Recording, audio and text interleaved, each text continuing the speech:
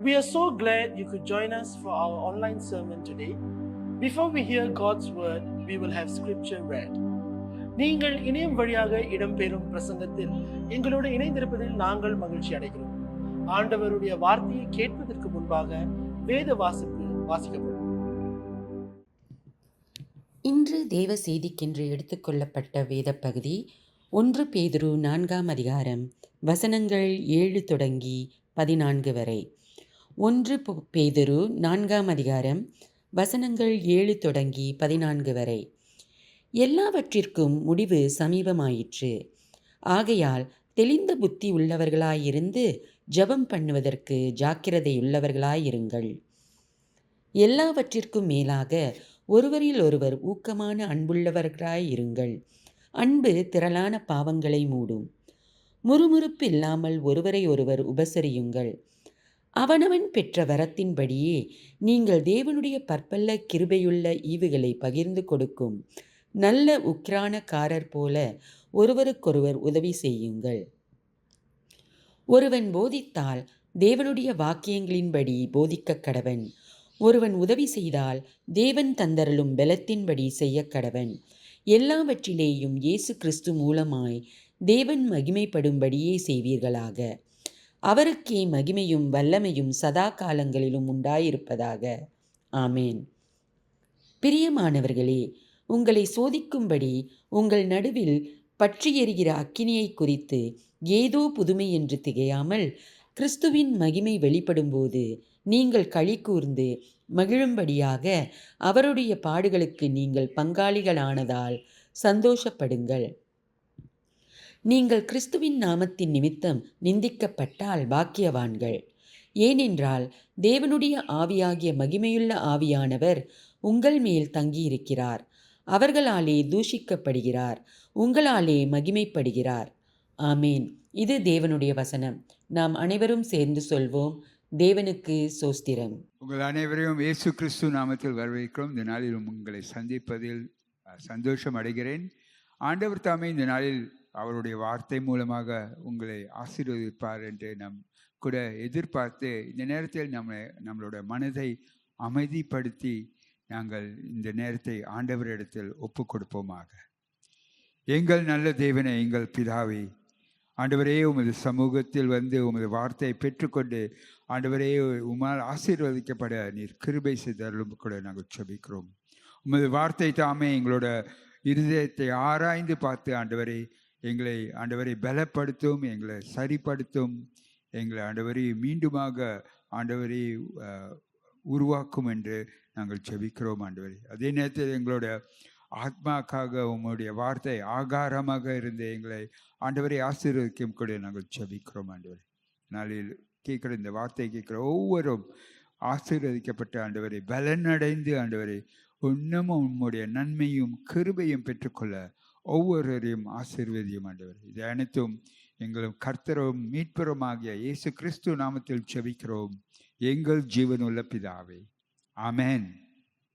இந்த நாளின் பிரசங்கத்தின் தலைப்பு மீண்டும் வருகிற கிறிஸ்துவின் வெளிச்சத்திற்குள் வாழ்வது, living in the light of Christ return. வசனங்கள் 1 பேதுரு 4 அதிகாரம் 7வது வசனத்திலிருந்து 14வது வசனம் வரை வாசிப்பதை நீங்கள் கேட்டீங்கள். Your scripture being read from 1 Peter 4 verses 7 to 14. இந்த நம்ம ஒரு சிறு கேள்வி கேட்க வேண்டும் என்றால், உங்கள் வீட்டில் உங்களை சந்திக்க ஒரு முக்கியமானவர் ஒரு நபர் வருகிறார் என்றால், அப்படி இன்றைக்கு வருகிறார், உங்களை சந்திக்க வருகிறார், அப்படி இருக்கையில் நீங்கள் என்ன செய்வீர்கள்? If somebody important was coming to visit you today in your home, what would you do? Most of us would rush to clean up the house and prepare some food for them and make sure everything is right up to the last minute before they come. நம்ம என்ன செய்வோம்? அநேகர் நம்ம என்ன செய்வோம் என்றால், நம்ம வீடை சீக்கிரமாக சுத்தம் படுத்தி அந்த வருகிறவர்களுக்கு ஏதாச்சும் ஒரு உணவை ஆயத்தப்படுத்தி அவர் வரைக்கும் நம்ம எல்லாம் வீட்டையும் மீண்டுமாக ஆராய்ந்து பார்த்து சரியாக இருக்கா, இல்லை ஏற்பாடும் சரியாக இருக்கா என்று நாம் கவனத்துடன் நாம் செய்வோம். அந்த சிறு நேரங்களில், அந்த நாட்களில் நம்மளோட வாழ்க்கை வழிமுறை கொஞ்சம் மாறியது. In the time when we know that He's coming and we prepare, in that time, the way we live has changed slightly because we are preparing for someone who is coming. ஒருவர் வருகிறார், அவருக்காக அவரை வரவேற்க வேண்டும் என்று நாம் அந்த மாதிரியாக நம் காரியங்களை செய்வோம். We want to welcome Him. How we live our life therefore matters. எப்படி நம் வாழ்க்கையை நாம் வாழ்கிறோம் என்று அறிந்து கொள்கிறது, ஆராய்ந்து பார்க்கிறது, அது முக்கியமாக இருக்கிறது. That's what this scripture is all about today. அதுதான் இன்றைக்கு வாசிக்கப்பட்ட வசனங்களில் அது நமக்கு சில கருத்துக்களை எடுத்து காட்டுகிறது. பேதுரு இந்த வசனங்களில் எப்படி ஆரம்பிக்கிறார் என்றால், 1 பேதுரு 4 அதிகாரம் 7 வசனத்தில் அதை மீண்டுமாக வாசிப்பதை கேட்போமாக. எல்லாவற்றிற்கும் முடிவு சமீபமாயிற்று. ஆகையால் தெளிந்த புத்தி உள்ளவர்களாய் இருந்து ஜெபம் பண்ணுவதற்கு ஜாக்கிரதை உள்ளவர்களாய் இருங்கள். எல்லாவற்றுக்கும் முடிவு சமீபமாயிற்று என்று சொல்கிறார். Here Peter is writing, and the first thing he's saying is the end of all things is near.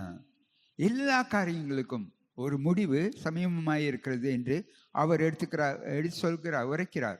இந்த வசனத்தில் நாம் எப்படி கொள்ளக்கூடாது என்றால், இது ஒரு இயேசு வருகையோட நாளை எடுத்து காட்டுகிறது என்று நாம் எடுத்துக்கொள்ளக்கூடாது. We should not take this to indicate that a date predicting the return of Christ.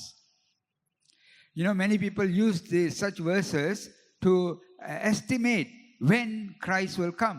அநேகர் இந்த மாதிரி வசனங்களை எடுத்து அவர்கள் எப்படி ஆராய்ந்து பார்ப்பாங்க என்றால், இயேசுவோட வருகிற நாளை குறித்து அவர்கள் ஆராய்ந்து பார்ப்பாங்க. எப்போ வருகிறார், என்ன நேரத்தில் வருகிறார் என்று அவர்கள் ஆராய்ந்து பார்ப்பார்கள். ஆனால் இந்த வசனம் நமக்கு என்ன எடுத்து காட்டுகிறது என்றால், உண்மையிலே அவர் வருகிற நாள் நாம் எப்படி வாழ வேண்டும் என்று அது எடுத்து காட்டுகிறது. And so this verse, what it actually reveals is, because Christ will return at any time, and we need to examine how we live our life.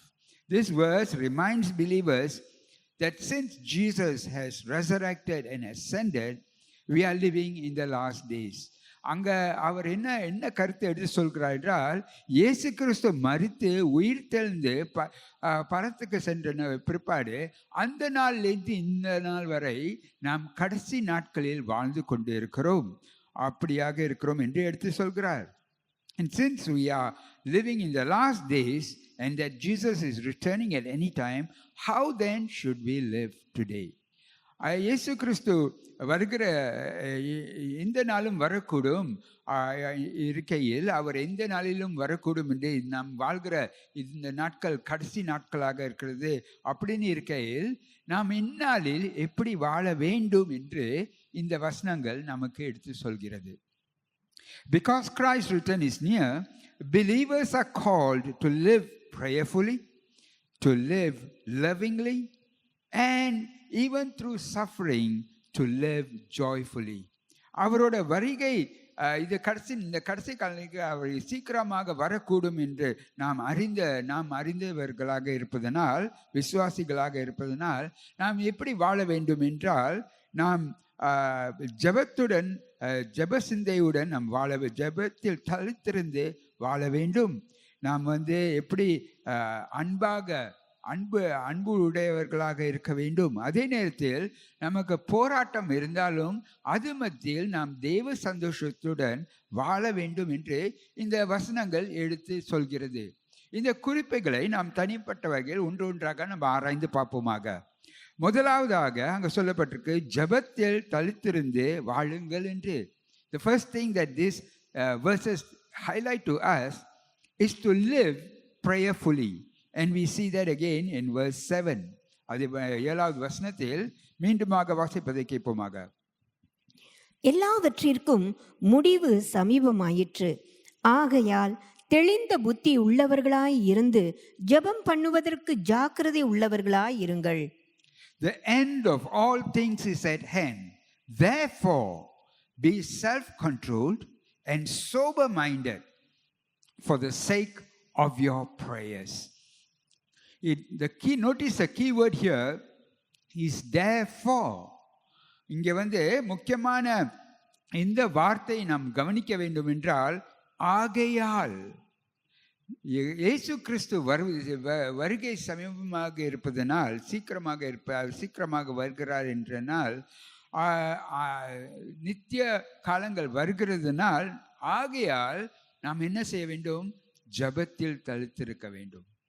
Because Christ's return is near and because eternity is approaching, therefore we have to pray. We have to pray with self-controlled and be sober-minded as we pray. அங்கே சொல்லப்பட்டிருக்கு, நம்ம ஜாக்கிரதையாகவும் தெளிந்த புத்தி உள்ளவர்களாகவும் நாம் இருக்க வேண்டும் என்று, தெளிந்த சிந்தையுடன் இருக்க வேண்டும் என்று அங்கே எடுத்து சொல்கிறது. These verses say that we need to be self-controlled and we need to be sober-minded. It means that we have to think clearly. நம்ம தெளிவாக சிந்திக்க வேண்டும் என்று இந்த வசனங்கள் எடுத்து சொல்கிறது. ஏனென்றால் அநேகர் நம்மளோட சிந்தையை மாற்றக்கூடிய காரியங்கள், இழுத்து கொள்ளக்கூடிய காரியங்கள் இருக்கிறது. Because there are many things that can distract and draw us away. A distracted mind struggles to pray. நம்மளோட சிந்தையை இழுத்து கொள்ளக்கூடிய அநேக காரியங்கள், ஒருவேளை அது உங்கள் வீட்டில் இருக்கிற டிவியாக இருக்கலாம், அல்ல சில மற்றவர்கள் ஜனங்களாக இருக்கலாம், அல்லது உங்களோட ஹேண்ட்ஃபோனாக கூட இருக்கலாம். இந்த காரியங்கள் உங்களோட சிந்தையை கவனத்தை எடுத்துக்கொள்ளக்கூடிய காரியங்களாக இருக்கும். There could be many things that distract our mind. It could be a TV in our house. It could be our neighbors whom we always like to speak to and we spend time, but we don't give time to prayer. Or it could be even our handphones. Things that distract our mind and therefore we struggle to pray. Or it could be an anxious heart that struggles to pray. அல்லது நம்மளுடைய உள்ளமானது ஒரு வேதனைக்குள், ஒரு பாரத்துக்குள், ஒரு கஷ்டத்துக்குள், ஒரு பயத்துக்குள் இருப்பதனால் அதனால் நம்ம கூட ஜபிக்க நம்ம ஒரு போராட்டத்துக்குள் இருக்கக்கூடும். Or it could be a worldly heart forgetting to pray because of so many appointments, so many things to do, so many responsibilities that we have no time to even open the Bible or we have no time to sit before God. சில நேரங்களில் நமக்கு அநேக பொறுப்புகள் இருக்குது, அநேக காரியங்கள் செய்ய இருக்குது, அநேகரை சந்திக்க வேண்டியதாக இருக்குது. அதனால் வேதத்தை வாசிப்பதோ அல்லது தேவன் முன்பாக வருவதுக்கோ, நமக்கு ஜெபம் பண்ணுவதுக்கோ அது ஒரு போராட்டமாக இருக்கக்கூடும். ஆனால் எப்படி இருந்தாலும் ஆண்டவர் எப்பொழுதும் நம்மை உணர்த்தி கொண்டே இருக்கிறார் ஜெபத்துக்குள் வரும்படி. But whatever the situation, God is always prompting us and drawing us into a time of prayer, to spend time with Him. அவரோடு இணைந்து இருக்கவும், அவர் சமூகத்தில் வரவும் அவர் எப்பொழுதும் நம்மை உற்சாகப்படுத்தி கொண்டே இருக்கிறார். Prayer therefore begins with a mind focused on God. நம்ம எப்பொழுதும் நம்ம முழங்காலிட்டு நம்ம சத்தமிட்டு ஜபிக்கும் போது தான் நம்மளோட ஜபம் ஆரம்பிக்குது என்று நினைப்போம். ஆனால் உண்மையில் எங்கே ஜபம் ஆரம்பிக்குது என்றால் நம்மளோட சிந்தையை ஆண்டவர் பக்கம் திருப்பும் போது அது ஜபத்தின் ஆரம்பமாக இருக்கிறது. We always think that prayer means that when we sit down or we kneel down and then we start speaking and praying and that's prayer. While that's true, but actually where prayer begins when our mind becomes focused on God. And Jesus is a good example for us. இயேசு நமக்கு அப்படியாக ஒரு நல்ல உதாரணமாக இருக்கிறார். அவர் எப்பொழுதுமாக அவர் ஜனங்களிட்டு விலகி அவர் தனியான இடங்களுக்கு சென்று அவர் எப்பொழுதும் ஜபம் பண்ணினார். Jesus always took every opportunity to draw away from the people and to seek the Father in prayer. He also said, watch and pray. அவர் சொன்னார், விழித்திருந்து ஜபம் பண்ணுங்கள் என்று சொன்னார். So prayer actually prepares us for everything else. அப்படி இருக்கையில் ஜெபமானது முக்கியமாக இருக்குது. ஏனென்றால் அது நம்மை ஆயத்தப்படுத்துகிறது மற்ற காரியங்களுக்காக. அப்படி இருக்கையில் அநேக காரியங்களுக்காக நாம் ஜெபிக்க வேண்டும். நம்மளோட குடும்பங்களுக்காக, நம்மளோட சபைகளுக்காக, நம்மளோட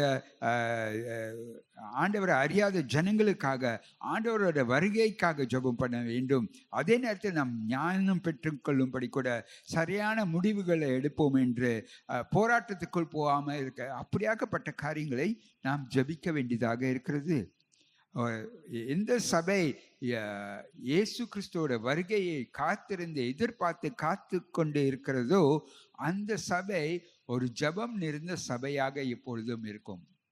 You know, a church expecting Christ's return will always be a praying church. And therefore prayer changes our relationship with God.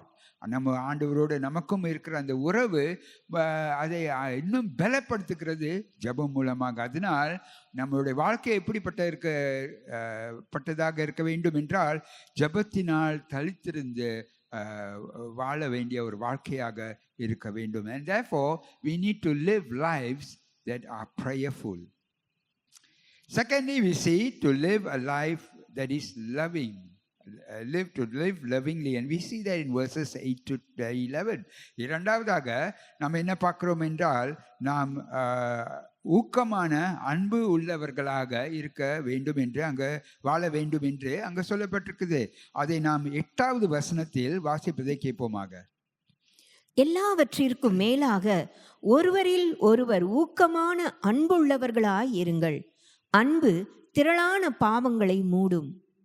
Above all, keep loving one another earnestly, since love covers a multitude of sins. Keep loving one another earnestly. ஒருவரை ஒருவர் ஊக்கமாக அன்பு கூறுவர்களாக இருங்கள் என்று அங்க சொல்லப்பட்டிருக்கிறது. ஆனா அங்க கவனிங்கள், அங்க சொல்லப்பட்டதுக்கு எல்லாவற்றிலும் மேலாக. But take note of the two words that stated there that says above all. அப்படி இருந்தால் ஜெபம் முக்கியம் இல்லையா? பரிசுத்தமாக வாழ்வது முக்கியம் இல்லையா? மற்ற காரியங்கள் முக்கியம் இல்லையா? அப்படியாக இந்த வசனங்கள் சொல்லவில்லை. You know, these verses do not say, in that case, prayer is not so important. Being holy is not so important. Every other thing is not so important. That's not what this verse says. They are all equally important. But above all, keep loving one another earnestly. அது எல்லாம் முக்கியம் என்று சொல்லப்பட்டிருக்கு. ஆனால் எல்லாத்துக்கும் மேலாக நீங்கள் எப்படி இருக்க வேண்டும் என்றால் ஒருவருக்கு ஒருவர் ஊக்கமாக அன்பு கூறுவர்களாக இருக்க வேண்டும் என்று. ஏன் இது மேல் கவனமாக இருங்கள் என்று சொல்லப்பட்டிருக்கிறது. It says be pay close attention to this. Why? Because this builds relationships. It must be above all, because as the pressures of life increase, relationships are the first to be affected. ஏன் இது எல்லாத்துக்கும் மேலாக முக்கியமாக இருக்குது என்றால் நம் வாழ்க்கையில் அநேக போராட்டங்கள் உபத்திரங்கள் வரும்போது முதலாவதாக பாதிக்கப்படுகிறது இது என்றால் உறவுகள். When we face hardships, we become critical, we become selfish, and we easily offend and be offended. நம்ம ஒரு கஷ்டத்துக்குள், ஒரு போராட்டத்துக்குள், ஒரு பிரச்சனைக்குள் வரும்போது நாம் சுயமாக ஆகிவிடுகிறோம். நாம் சிலர்களை வார்த்தைகளை தவறாக சொல்லிவிடுவோம், பேசிவிடுவோம், இல்லை மற்றவர்களை தவறான வழியில் நடத்தி கொள்ளுவோம். அப்படியாக இருந்துவிடும். அதனால்தான் அது முக்கியமாக இருக்கிறது. பேதுரு இந்த வசனங்களை அவர் யாருக்கு எழுதுகிறார் என்றால் அவர் அந்த சபைகளுக்கு எழுதுகிறார். அந்த சபைகள் ஒரு உபத்திரத்துக்குள் போய்கொண்டே இருக்கிறார்கள். அவர்கள் அந்த வேதனைக்குள் போய்கொண்டே இருக்கிற நாளில் அவர் அறிகிறார் இந்த வேதனைகள் அவர்கள் மத்தியில் ஒரு பிரிவினையை கொண்டு வரும், இல்லாற்றி ஒரு ஒற்றுமையை கொண்டு வரும். அதனால் அவர்கள் ஒருவரை ஒருவர் அன்பு கூறுவது முக்கியமாக இருக்கிறது என்று அவர் எடுத்து உரைக்கிறார். Peter is writing to the churches, and he's writing to churches which are going through challenges, struggles, and pain and suffering. And he knows that this suffering can either divide God's people or it can unite God's people. And therefore, when we put loving one another above everything else, we will tend to draw together. அப்படி இருக்கையில் நாம் எல்லாவற்றையும் ஒருவரை ஒருவர் ஊக்கமாக அன்பு கூறுவதில் வளரும் போது நாம் ஒன்றாக இணைந்து இருப்போம் என்று நாம் அறிந்து கொள்கிறோம். So in other words, if Christ could return at any time, don't spend your energy arguing over minor issues or holding grudges. அப்படி இருக்கையில் இயேசு கிறிஸ்து எந்த நாளில் கூட வரக்கூடும் என்ற அந்த உண்மை அறிந்த நாம் எப்படி நம்மளோட நாட்களை கழிக்க வேண்டும் என்றால், எப்படி நம்மளோட பலன்களை பயன்படுத்த வேண்டும் என்றால், நாம் போராட்டத்திலும் சிறு சிறு காரியங்களிலும் பிரச்சனைகளிலும் நம்ம அகப்படாமல் நாம் அதிகமாக ஒருவருக்கு ஒருவர் மன்னிப்பதிலும் அன்பு காட்டுவதிலும் நாம் வளர வேண்டும் என்று இந்த வசனங்கள் நமக்கு வெளிப்படுத்துகிறது. அதுதான் இயேசு யோவான் 13வது அதிகாரம் 35வது வசனத்தில் சொன்னார். அதை வாசிப்பதை கேட்போமாக. நீங்கள் ஒருவரில் ஒருவர் அன்புள்ளவர்களாய் இருந்தால் அதனால் நீங்கள் என்னுடைய சீஷர்கள் என்று எல்லாரும் அறிந்து கொள்வார்கள் என்றார். By this all people will know that you are my disciples if you have love for one another. ஒருவருக்கு ஒருவர் நாம் அன்பு கூறும்போது நாம் சீஷர்கள், அவருடைய சீஷர்கள் என்று இந்த உலகம் அறிந்து கொள்ளும் என்று அவர் சொல்கிறார். Our love for one another is one of the clearest testimonies to the world that we belong to Christ. நாம் ஒருவரை ஒருவர் ஊக்கமாக அன்பு கூறும்போது உலகம் அறிந்து கொள்ளும்.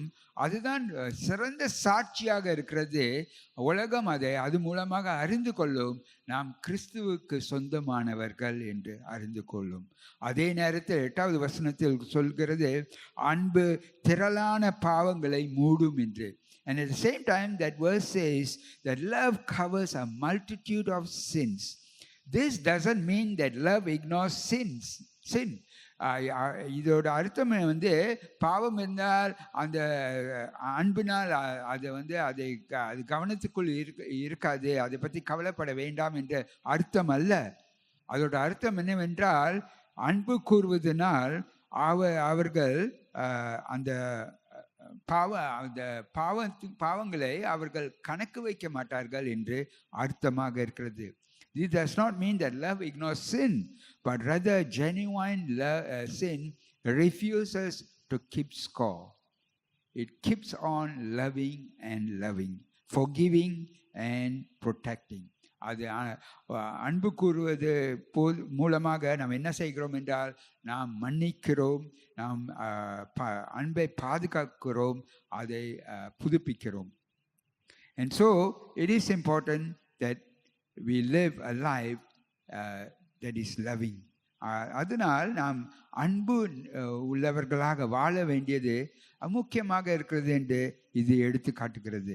3வதாக நாம் என்ன பார்க்கிறோம் என்றால், 12வதிலிருந்து 14வது வசனத்தை வாசிப்பதை கேட்போமாக. பிரியமானவர்களே, உங்களை சோதிக்கும்படி உங்கள் நடுவில் பற்றி எரிகிற அக்கினியை குறித்து ஏதோ புதுமை என்று திகையாமல், கிறிஸ்துவின் மகிமை வெளிப்படும் போது நீங்கள் களி கூர்ந்து மகிழும்படியாக அவருடைய பாடுகளுக்கு நீங்கள் பங்காளிகளானதால் சந்தோஷப்படுங்கள். நீங்கள் கிறிஸ்துவின் நாமத்தின் நிமித்தம் நிந்திக்கப்பட்டால் பாக்கியவான்கள். ஏனென்றால் தேவனுடைய ஆவியாகிய மகிமையுள்ள ஆவியானவர் உங்கள் மேல் தங்கியிருக்கிறார். அவர்களாலே தூஷிக்கப்படுகிறார், உங்களாலே மகிமைப்படுகிறார். இங்கே இந்த வசனங்கள் எடுத்து சொல்கிறது, உங்களுக்கு உபத்திரங்கள் வந்தால் இல்லை, வரும் போது. Here these verses say that if suffering comes, it does not say if suffering comes, rather it says when suffering comes. இந்த வசனங்கள் என்ன வெளிப்படுத்துகிறது என்றால், நாம் கிறிஸ்தவராக இருக்கும்போது நமக்கு உபத்திரங்கள், போராட்டங்கள் வரும். அது பற்றி எரிகிற அக்கினி போலாக இருக்கும் என்று சொல்லப்பட்டிருக்கிறது. It says that as Christians we will face sufferings, and he uses the word fiery trials. As fire, sometimes the trials that come are like they burn you up. But he says, don't be surprised. Don't be surprised because it is part of our Christian walk. அவர் சொல்றாரு, இது எடுத்து காட்டுகிறாரு, இது கிறிஸ்துவ நடத்த வாழ்க்கையில் ஒரு காரியமாக இருக்கிறது. இது நம்ம திடீர்னு வருகிற காரியம் இல்லை, இது நம் வாழ்க்கையில் இருக்கக்கூடிய காரியங்களாக இருக்கிறது. அதை நாம் அறிந்து கொள்ள வேண்டும் என்று எடுத்து சொல்கிறார். நாம் அந்த காலத்தில் உள்ள கிறிஸ்தவர்கள் அவர்களை எதிர்பார்த்தார்கள். எப்பொழுதும் நமக்கு உபத்திரங்கள் இருக்கும், அதை கடந்து போனோம் என்று அவர்கள் எதிர்பார்த்தார்கள். ஆனால் இந்த காலங்களிலோ நாம் அது வரக்கூடாது, இருக்கக்கூடாது என்று நாம் நம்புகிறோம். ஆனால் இந்த வசனங்கள் எடுத்து காட்டுகிறது, அது ஒரு கிறிஸ்தவ வாழ்க்கையில் இருக்கும், எப்பொழுதும் இருக்கும் என்று அது எடுத்து காட்டுகிறது. The early believers expected hardship. But modern Christians often expect comfort and not to have any suffering. But these verses remind us that hardships are normal. Following Christ always has a cost. And therefore, God often uses these situations, these sufferings, to develop our character. And through these difficulties, God shapes us and builds us and gives comfort to us. ஆண்டவர் அநேக நேரம் இந்த உபத்திரங்களையும் இந்த போராட்டங்களையும் அவர் என்ன செய்கிறாரு, அது மூலமாக நம்மை உருவாக்குகிறார். நம்மளோட குணாதிசயங்களை உருவாக்குகிறார், நம்மளை வடிந்து எடுக்கிறார், கிறிஸ்துவ போலாக இருக்க நம்மளை வழி நடத்துகிறார். அதனால் அங்கே சொல்லப்பட்டிருக்கு, சந்தோஷமாய் களி கூர்ந்து சந்தோஷமாய் மகிழ்ச்சியாய் இருங்கள் என்று. And therefore it says, rejoice in your sufferings. Not because suffering is pleasant, but because suffering for Christ identifies us with him. அதனால் மகிழ்ந்து களி கூறுங்கள் என்று சொல்லப்பட்டிருக்கு. ஏனென்றால் அந்த உபத்திரத்தினால் நீங்கள் அதனால் நீங்கள் சந்தோஷமாக இருக்க அவசியம் இல்லை, அதனால் இல்லை. ஏனென்றால் நீங்கள் கிறிஸ்துவுக்குள் அவருக்குள் நீங்கள் ஒரு அடையாளம் பெற்றுக்கொள்கிறீர்கள். அவரோடு இருப்பதனால் அதை நீங்கள் பெற்றுக்கொள்கிறீர்கள் என்று ஒரு அடையாளமாக இருக்கிறது. அவர் அநேக உபத்திரங்கள் கடந்து போனால் நாமும் கடந்து போவோம் என்று எடுத்து காட்டுகிறது. அதே நேரத்தில் 14வது வசனத்தை மீண்டும் வாசிப்பதை கேட்போமாக. நீங்கள் கிறிஸ்துவின் நாமத்தின் நிமித்தம் நிந்திக்கப்பட்டால் பாக்கியவான்கள். ஏனென்றால் தேவனுடைய ஆவியாகிய மகிமையுள்ள ஆவியானவர் உங்கள் மேல் தங்கியிருக்கிறார். அவர்களாலே தூஷிக்கப்படுகிறார், உங்களாலே மகிமைப்படுகிறார். நீங்கள் கிறிஸ்துவின் நாமத்தின் நிமித்தம் நிந்திக்கப்பட்டால் பாக்கியவான்கள். If you are insulted because of the name of Christ, you are blessed. The world may reject you, but God never does. உலகம் உங்களை ஒதுக்கி வைக்கும், ஆனால் ஆண்டவரோ அவர் அப்படியாக செய்ய மாட்டார். அவர் உங்களை அணைத்துக் கொள்வார். அங்கே சொல்லப்பட்டிருக்க, நீங்கள் அப்படியாக நிந்திக்கப்பட்டால் நீங்கள் பாக்கியவான்கள். அதே நேரத்தில் தேவனுடைய ஆவி உங்க மேல் இருக்கிறது என்று அங்கே எடுத்து சொல்கிறது. And so it says that if you are insulted because of the name of Christ, you are blessed. And therefore that's because the Spirit of God rests upon you. What an encouragement! இந்த வசனங்கள் நமக்கு ஊக்குவிக்கிறது, நம்மை உற்சாகப்படுத்துகிறது.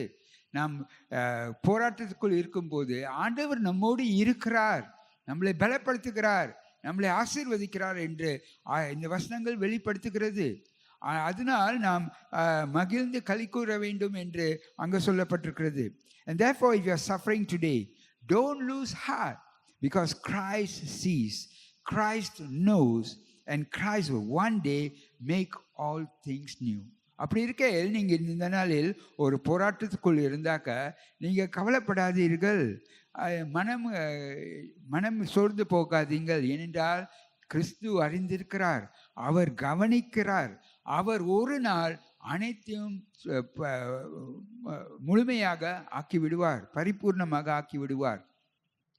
அப்படி இருக்கையில் தான் அவர் பேதுரு இந்த வசனங்கள் மூலமாக அவரோட வருகையை குறித்து சொல்லி அவர் எடுத்து காட்டுகிறார் எப்படி நாம் வாழ வேண்டும் என்று. And therefore Peter reveals that because Christ is coming, because the end is near, This is how we should live. We should live prayerfully. We should live lovingly. And we should live joyfully through suffering. கிறிஸ்துவோட வருகை சமீபமாக இருப்பதனால் எப்படி வாழ வேண்டும் என்றால், நாம் ஜெபத்தில் தளர்த்திருந்து வாழ வேண்டும். நாம் ஊக்கமாக அன்பு கூறுபவர்களாக இருக்க வேண்டும். நாம் போராட்டத்தில், துயரத்தில், ஆண்டவருடைய சந்தோஷத்தில் வாழ வேண்டும் என்று எடுத்து சொல்கிறார். Our lives are not measured merely by how long we live, but by how faithfully we live while waiting for the returning King. நம்மளோட வாழ்க்கை எப்படி கணக்கிடப்படும் என்றால், நாம் எவ்வளவு நாட்கள், எவ்வளவு ஆண்டுகள் வாழ்கிறோம் என்ற கருத்தில் அல்ல, ஆனால் எவ்வளவாக விசுவாசத்துக்குள் வாழ்கிறோம். அவருக்கு காத்து கொண்டு இருக்கிற நாளில், நம்மளோட ராஜாவின் வருகைக்கு காத்து கொண்டிருக்கிற நாளில் நாம் எவ்வளவு விசுவாசத்துக்குள் வாழ்கிறோம் என்று தான் கருத்தாக இருக்கிறது. அப்படி இருக்கையில் இந்த நாளில் கூட நம்ம ஆராய்ந்து பார்ப்போமாக, நான் என்னோட வாழ்க்கை ஜெபம் நிறைந்த வாழ்க்கையாக இருக்கிறதா? நான் ஊக்கமாக அநேகரை ஜபிக்கிற அன்பு கூறுகிறேனா? ஒருவருக்குள் அன்பு கூறுங்கள் என்று சொல்லப்பட்டிருக்க, அதில் நான் வாழ்கிறேனா? என் துயரத்தில், என் கஷ்டத்தில் நான் ஆண்டவர் என்னோடு இருப்பதனால் நான் ஆண்டவரோட சந்தோஷத்தில் இருக்கிறேனா? அப்படி இல்லை என்றால் இந்த நாளில் கூட நம் ஆண்டவரை நோக்கி பார்ப்போமாக. ஏனென்றால் அவர் உங்களை நேசிக்கிறவராக இருக்கிறார். God loves you and He called you and He has not abandoned you. He is not distant, but He is with you. உங்களோடு இருக்கிறார், உங்களை பலப்படுத்துவார். இந்த நாளில் இந்த வசனங்கள் மூலமாக நீங்கள் பலனடைந்து தொடர்ந்து ஜெபத்தில் இருந்து ஒருவரை ஒருவர் நேசித்து நீங்கள் சந்தோஷமாக இருக்க ஆண்டவர் தாமே கிருபை செய்வாராக. நாம் ஜெபம் பண்ணுவோம். Let us pray. ஆண்டவரே, இந்த நாளில் உமது வார்த்தை மூலமாக எங்களை பலப்படுத்தினதுக்காக நன்றி செலுத்துகிறோம். ஆண்டவரே, எந்த சூழ்நிலையாக இருந்தாலும், எந்த போராட்டமாக இருந்தாலும் நாங்கள் சந்தோஷமாக இருப்போம். ஏனென்றால் உம்முடைய ஆவி எங்களோடு இருக்கிறதுனால், நீர் எங்களோடு இருப்பதனால், ஆண்டவரே நீர் அனைத்தையும் பார்த்து கொள்வீர் என்ற இந்த உறுதி இருப்பதனால், எங்களோட ஜபத்தை கேட்பதனால், எங்களை வழிநடத்துவதனால் நாங்கள் நன்றி செலுத்துகிறோம் ஐயா. இதனால் இந்த வார்த்தை கேட்ட ஒவ்வொருவரையும் பலப்படுத்தும் ஆண்டவரே. எந்த சூழ்நிலையில் இருந்தாலும் ஆண்டவரே, எந்த போராட்டத்தில் இருந்தாலும் ஆண்டவரே, அவர்கள் அதை மேற்கொள்வார்கள். ஏனென்றால் நீர் அவர்களோடு இருப்பதனால் ஆண்டவரே ஆசீர்வது பலப்படுத்தும் ஆண்டவரே, உருவாக்கும். தொடர்ந்து ஆண்டவரே ஒரு வெற்றி நடை நடக்க ஆசீர்வதியும். உம்முடைய வருகையை ஆவலுடன் காத்து இருக்கவும், ஜெபத்தில் இருக்கவும் ஆண்டவரே, ஒருவர் அன்பில் இருக்கவும் ஆண்டவரே, சந்தோஷமாக இருக்கவும் இவர்களை ஆசீர்வதியும் ஆண்டவரே. இது அனைத்தும் இயேசு கிறிஸ்து நாமத்தில் ஜெபிக்கிறோம் எங்கள் ஜீவனுள்ள பிதாவே, ஆமென். We hope you have been blessed by the word of God today.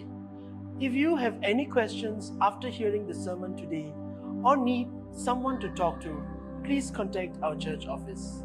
We would like you to know that you are not alone and that we as a church are willing to journey with you.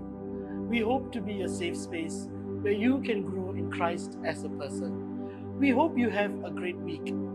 God bless you. பிரசங்கத்துக்கு பிறகு தேவனுடைய வார்த்தையால் நீங்கள் ஆசீர்வதிக்கப்பட்டீர்கள் என நம்புகிறோம். பிரசங்கத்தை கேட்ட பிறகு உங்களுக்கு ஏதேனும் கேள்விகள் இருந்தால் அல்லது யாரிடமாவது பேச வேண்டும் என்றால் எங்கள் சபை அலுவலகத்தை தொடர்பு கொள்ளுங்கள். நீங்கள் தனிமையில் இல்லை என்றும் உங்களோடு சேர்ந்து பயணம் செய்ய நாங்கள் சபையாக முன்வருகிறோம் என்பதை நீங்கள் அறிய வேண்டும் என்று நாங்கள் விரும்புகிறோம். நீங்கள் கர்த்தருக்குள் ஒரு நபராக வளர்ச்சி அடைவதற்கு உங்களது பாதுகாப்பான இடமாக நாங்கள் இருக்க விரும்புகிறோம். இந்த வாரம் உங்களுக்கு சிறந்த வாரமாக அமையட்டும். ஆண்டவர் உங்களை ஆசீர்வதிப்பார்.